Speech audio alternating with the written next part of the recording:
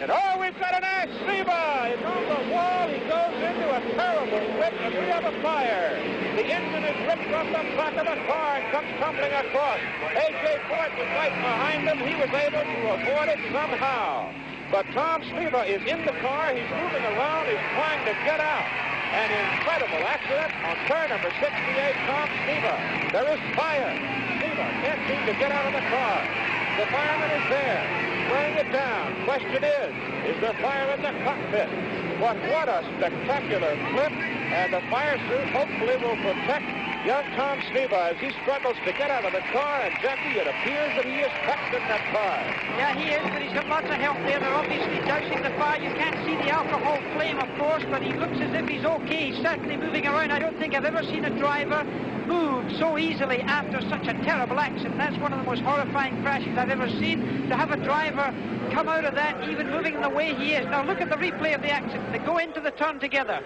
As they go into turn 1 there, you can see they're going even, going into turn 2 even. As they go through there together, somehow they touch. Now you see Sneva in the blue car low down, and he actually goes into what I would call a classic open wheel racing car action. It climbs over the front wheel of the yellow car, of Rasmussen's car. This is the type of accident that can occur. It seems to be that Tom Sneva was in the inside line. Rasmussen stayed parallel with him, but look at that car slam against the wall, burst into flame, the car disintegrating as it goes through. The suites there, the people very close to the accident, the wheels are coming off, the engine is ripped off completely. What an accident. It looked to me as if these two cars tried to go through turn 2 together. I don't think it was Tom Sneva's fault, but I can't honestly say that it was Rasmussen's fault either. The yellow flag is out, but it looks to me as if it was just a standard motor racing accident. They're still getting Tom out. He's standing up. That's a miracle to me. Incredible. What a lucky young man this is. He's walking. There is that rain. Oh, and it's very heavy, Keith. It's almost thunder rain. It's going to absolutely flood the racetrack. Look at everybody running, but look how heavy the rain is. What are these cars going to do in this sort of rain? They're going to start slipping and sliding. It is a cloudburst. An old-fashioned Midwest thunderstorm has hit with fury here at the Indianapolis Motor Speedway.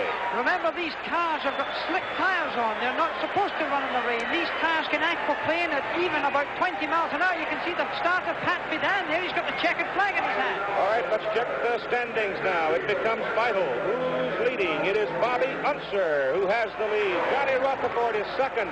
They're just barely moving along. They're beginning to hydroplane. They're throwing up a rooster tail. A.J. Foyt is running in third. Boncho Carter is 4. Roger McCluskey 5. Bill Pudebaugh 6. And George Snyder is 7. They're wobbling all over the place.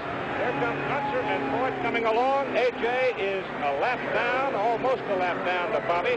Bobby Unser in the blue car on the right is the leader as they work their way so very carefully. At this point, however, remember, Bobby Unser must be very careful because if he slides off the racetrack, he could still lose this race to Johnny Rutherford, who is feeling his way around. It's like walking on grease. Remember, these drivers are not used to driving in the rain, and the cars are certainly not set up. I've driven in the rain, of course, a lot of times because in Europe we do drive in the rain, but there we have tires. And there's cars all over the place. I just thought that with the aquaplaning and the amount of water on the road, cars are spinning, and look at this car. That's Billy Vukovich. Billy Vukovich trying to control it. He's heading for the infield. Oh, he's going up on the fence, and he's coming, and he's driving it away. The red flag is out. The race is stopped. The checkered flag is out. Pat Bidan stopping the race. There's Johnny Rutherford. He's running in second place. Impossible conditions for these drivers. Look at that. It's almost fog. And the car's reversing down the front straightaway. You can't see it, perhaps, but Bobby Unser coasting through the crowd there. There were 4 cars tangled up, and coming off that 4th turn, A.J. Foyt coming along. He's going to be third, and there's your winner, car number 48. Bobby Unser wins on a driving rainstorm here at Indianapolis. Well, this is the site of the unexpected. It has been so many times. But here comes Bobby Unser and A.J. Foyt, and Unser is the winner. Here's the man that put him there, Dan Gurney.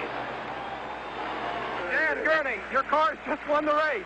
That's terrific, isn't it? Bobby Unser, you've just been trying to talk to him on the mic. He's out there somewhere. No, he's okay. He said, is that it? I said, you bet it is. That's fantastic. This is your first win as a team and Bobby's second win. Oh, we're certainly proud. So there is your winner. cruising around, accepting the plaudits of the crowd, and Bobby's going to take his parade lap. He doesn't care if he has to get an oar to get that thing around. So here comes your victor, splashing down toward victory lane. I have never in my life seen this kind of an end to an Indy 500. The time is here, race fans. Time for the words we have all been waiting to hear from Mr. Tony Hallman. In company with the first lady ever to qualify at Indianapolis, gentlemen, start your engines. And the mighty roar goes up along the main stretch. Janet Guthrie, strapping in, finally made history. Is he heading for the pits? Yes. A.J. Foyt's coming into pit lane now. The red car on the left-hand side of your screen. Speed of the essence. Will John Cox pass by? Does he take the lead? Remember, Foyt took the lead when John Cox pitted. Now it's Foyt's turn to pit. John Cox racing around this track at a speed of probably 190 miles an hour. And there you see the clock. A crucial pit stop at this stage in the race. Very, very important. And he's John out. Cox gotten by. But he's out in a much faster time, 12.4 seconds. Considerable advantage over the John Cox stop. He should gain, but he will not have the lead. Gordon John Cox still leading the race over A.J. Foyt. And A.J. Foyt changed 2 tires there. That means he's got fresh rubber in the inside as well. He's very well equipped to go hard if he needs to go hard. And at the tail end of this race, when they're as close as they are now, that's important. But Gordon John Cox is ahead of him in the racetrack, and there aren't too many more laps left. He's ahead of him by 7 or 8 seconds. There are only 17 laps left in the race. So Gordon John Cox is moving toward what could be his second victory in the Indianapolis 500. He's pulled across. What's happened? Smoke. Gordon John Cox, the leader of the Indy 500, is running down the side of pit lane now. Still on the racetrack. He's got a big problem. We've seen this sort of thing so many times in Indianapolis. Just when it looked like it was all wrapped up, there he is off the track. It's all over for Gordon John Cox. A.J. Foyt leads the Indianapolis 500.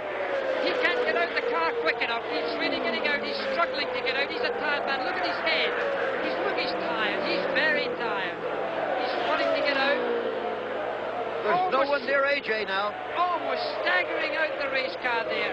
And there's the Gordon John Cox pit. Look, they've got their heads down. The pit board is slammed down. He's sitting down in the car. He's tired. He can't even take his helmet off. And how discouraged he must be.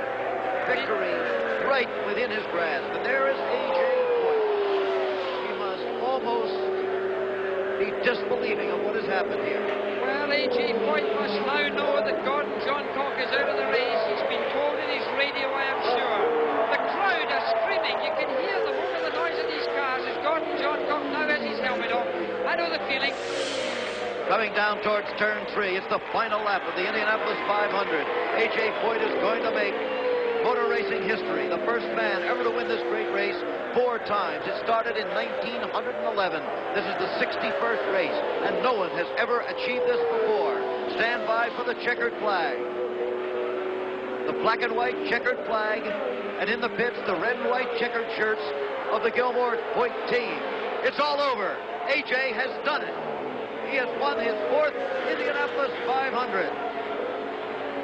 He's already pulled off the racetrack. He's got right there. Look at the crowd cheering, clapping, waving their arms, and their American hero. He's gone right off the racetrack. He's gone right down below the white line. He's going straight into an area that he hasn't been using all day long.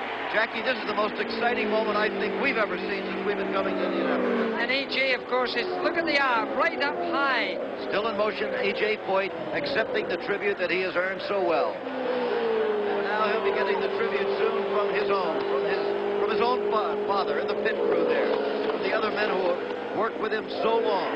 From these crew chiefs, from the Steve Jordan, Billy Woodruff, Howard Gilbert, Cassie, John Fisher, Jack Stern, Uncle Tom Cobley and all. They're all there. You just have to imagine that he's smiling very broadly because he's achieved the dream of a racing lifetime.